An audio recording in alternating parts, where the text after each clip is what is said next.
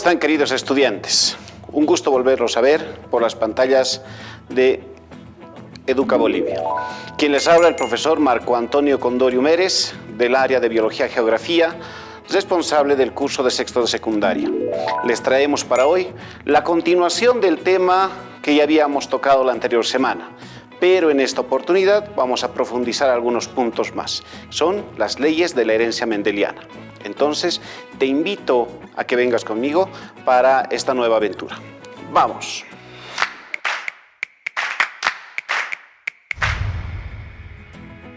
Como decíamos anteriormente, hoy vamos a ver lo que son las leyes de la herencia mendeliana. ¿Quién es el individuo que se ha encargado de estudiar este tema a profundidad a partir de los conceptos que ya hemos visto en la anterior sesión? Pues bien, es Fray Gregorio Mendel, un monje agustino que se dedicaba a la religión, pero en los momentos de estudio le ha dedicado a la profundización de este tema. Por lo tanto, Gregorio Mendel formula 3 leyes básicas, las cuales van a venir a tratar de explicarnos cómo sucede el proceso de la herencia de algunos caracteres de una generación hacia otra. Pero para esto tenemos que contar un requisito muy importante, que son los individuos homocigóticos. ¿Qué es un individuo homocigótico? Como tú puedes verlo en la imagen. Si te fijas bien, aparecen 2 letras que caracterizan las propiedades de cada individuo. Por ejemplo, el individuo amarillo aparece con letras mayúsculas y el individuo en verde aparece con letras minúsculas. Los dos tienen 2 genes que afectan en la misma dimensión al mismo carácter. En este caso estamos hablando del color verde o del color amarillo. Y podemos observar la definición en este caso. Un organismo homocigótico es aquel que tiene el mismo tipo de gen para un carácter específico, ¿cierto? Entonces, damos paso a las 3 leyes de Mendel a partir necesariamente de este tipo de individuos. Muy bien. Damos paso entonces a la primera ley, que es la ley de la uniformidad de los híbridos. ¿En qué se basa? También conocida esta ley como la ley de la dominancia. Y nos dice, cuando se realiza el cruzamiento de 2 variedades de individuos de raza pura, lo que habíamos definido hace rato, ¿ya? Es decir, organismos homocigóticos, la descendencia, la filial 1, tiende a asumir los caracteres del individuo que tienen los genes dominantes. Si te fijas bien aquí, el individuo amarillo tenía los genes dominantes, ¿no es cierto? Por eso estaba en mayúscula. En cambio, el individuo verde tenían los genes recesivos, por eso sus genes estaban expresados con las letras minúsculas. Pero si te fijas bien tú ahora, la descendencia tiende a presentar solamente un carácter, es decir, el de los genes dominantes. Por lo tanto, toda la filial 1, la primera generación, va a presentar este tipo de carácter, es decir, el dominante. Si te fijas bien, ya los individuos de esta nueva descendencia tienen un gen dominante y un gen recesivo, ¿no es cierto? Pero fenotípicamente solo se va a expresar el gen dominante, porque, como su nombre lo indica, domina en la expresión biológica al otro gen que es el recesivo. Pasamos a la segunda ley, que es la ley de la segregación o disyunción de los caracteres, ¿ya? Esta segunda ley principalmente se genera a partir de tomar individuos de la anterior generación, es decir, de la filial 1, ¿okay?, para poder observar cuál es el comportamiento ahora de los genes. Por ejemplo, me dice, la definición de esta ley consiste en el cruzamiento de los individuos resultantes de la primera generación. Fíjate lo que va a ocurrir con la filial 2 o la generación 2.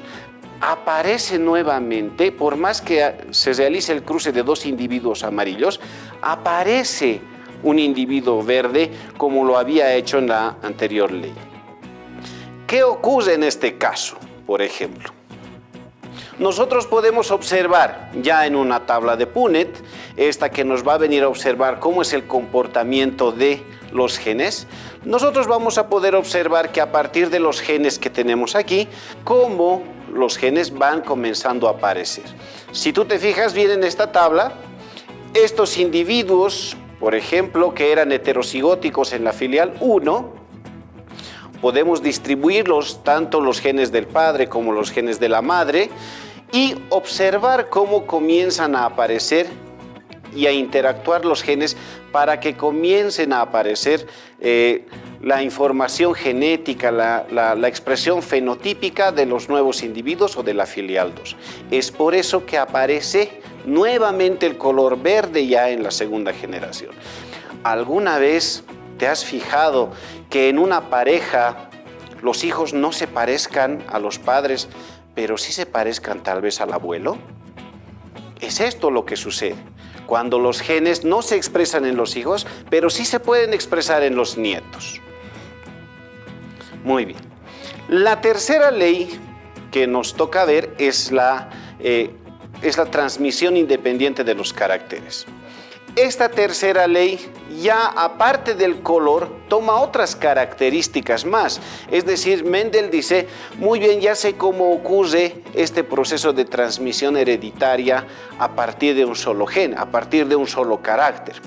¿Qué tal si tomo un nuevo carácter más? Es decir, aparte del color, algo más que distinga a las semillas con las que ha comenzado a trabajar Mendel. Es decir, en este caso, podemos agarrar y poner como individuos de estudio semillas amarillas pero lisas, semillas verdes pero rugosas, es decir, arrugaditas, ¿no es cierto? Entonces ya estamos trabajando con dos tipos de carácter y no solamente con color, sino con tal vez la forma, puede ser el tamaño, etcétera, etcétera, ¿no es cierto? Entonces en esta tercera ley ocurre que los genes, ya sea del color y la forma, se distribuyen independientemente unos de otros. Es decir, no siempre el amarillo tiene que ser liso. Puede aparecer en la siguiente descendencia amarillos rugosos. No siempre los verdes tienen que ser rugosos, como habíamos visto. Pueden ser verdes lisos, ¿no es cierto? Entonces hay un cruzamiento de caracteres totalmente independiente uno del otro. Por lo tanto, me dice que cuando se genera un cruce de individuos tomando más caracteres, esta tabla puede crecer una enormidad. Podemos tener 3 caracteres, podemos tener 4 caracteres, etcétera, etcétera. Fíjate ahora, Mendel utilizó solo 2 caracteres para este tipo de semillas, el color y la forma. ¿Qué tal si nosotros agarramos más caracteres? Podemos agarrar el color, podemos agarrar la forma, podemos agarrar el tamaño, podemos agarrar, qué sé yo, si son redondas o si no son ovaladas, qué tal si utilizamos individuos con cierto tipo de color de flor.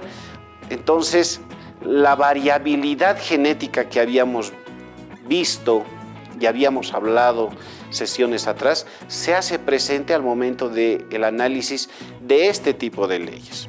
El ser humano, por ejemplo. ¿Cuántos caracteres tiene el ser humano visible en este caso? El color de pelo, el tipo de pelo, ¿no es cierto? El color de pelo puede ser negro, rubio, qué sé yo, castaño. El tipo de pelo puede ser largo, corto, etc.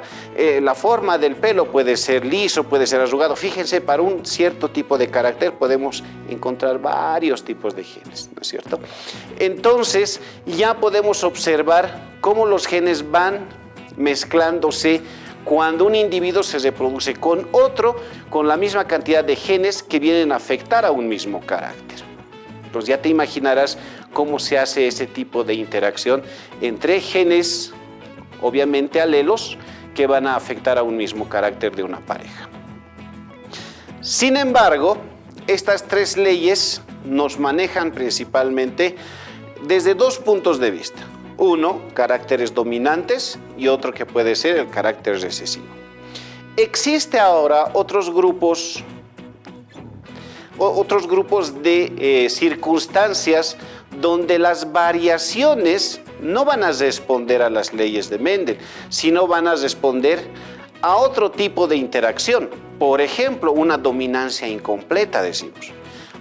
¿A qué nos basamos con la dominancia incompleta? Cuando dos individuos presentan cierto tipo de carácter, pero que uno no domina al otro, sino que va a ocurrir más o menos una mezcla como una especie de pintura. Tenemos un individuo de flor roja o un individuo de flor blanca, el resultado nos va a salir un individuo de flor rosada. Entonces, ¿qué está ocurriendo aquí? Es que la dominancia no es total, sino más bien va a ser compartida. Por eso nos dicen, es una dominancia incompleta. ¿Okay?